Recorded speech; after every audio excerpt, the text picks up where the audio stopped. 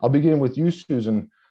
Just very simply, what does Vos Estis aim to accomplish? Thanks, Stephen.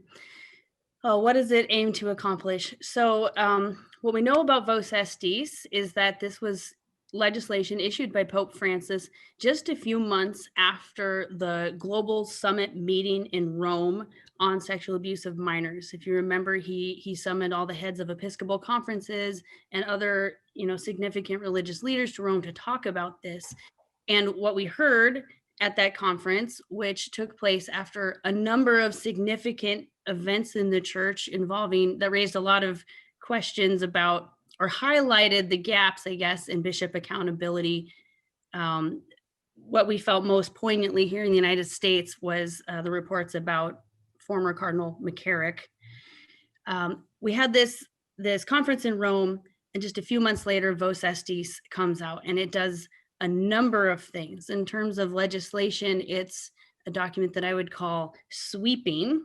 As a canonist, it does so much, it can be a little bit difficult to wrangle and to work out with the specificity that we're used to as canonists. But what does it try to aim to accomplish? You can get a good idea about that by reading the introduction to the document. If you pull it up and just read those first couple of paragraphs, and even just by looking at the title alone, Vos Estis Lux Mundi, which in Latin means you are the light of the world.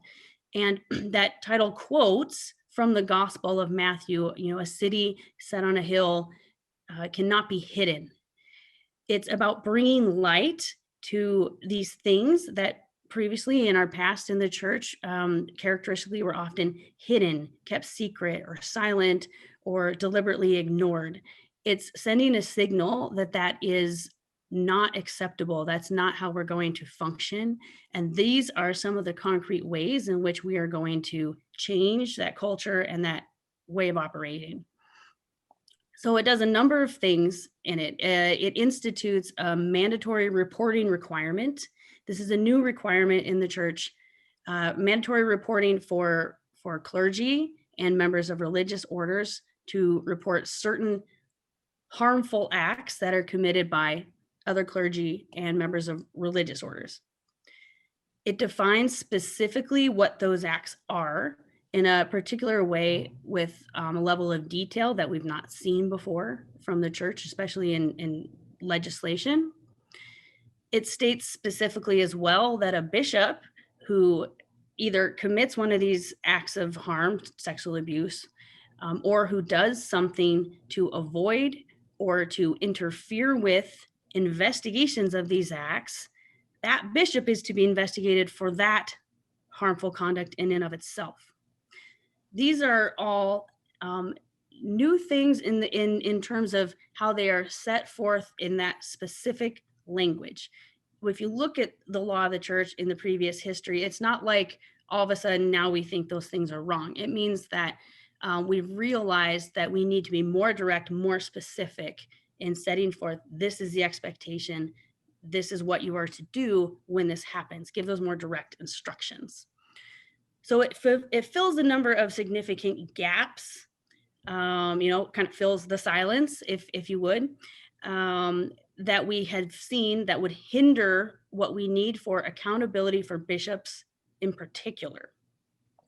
In a particular way, it responds to a need that we also saw in 2016. Pope Francis issued another motu proprio, another law called As a Loving Mother. And in that document, he set forth the situations, the specific circumstances under which a bishop could be removed from office. And one of those being negligence or failure to handle properly claims of sexual abuse of minors. Again, that doesn't mean that before the motu proprio, a bishop couldn't have been removed for that, but it says very clearly that this is the expectation again. The challenge with As a Loving Mother, it started with this presumption that these complaints about bishops were already on the desk of the officials in Rome. They were there. So, okay, we have this complaint and then this is what we'll do about it. But it didn't give the process for getting those complaints there. So that's what we see in the rest of Vos Estis. You get through Article 1, which says this is what the offenses are. The rest of it is, this is the process. If you've had this, if you have a report to make about a bishop, about this type of conduct, this is the process by which you can do it. These are the people who are involved. So it fills that gap. So it's like a gap filler of a document if you had to make me summarize it in a much shorter explanation than what I just gave.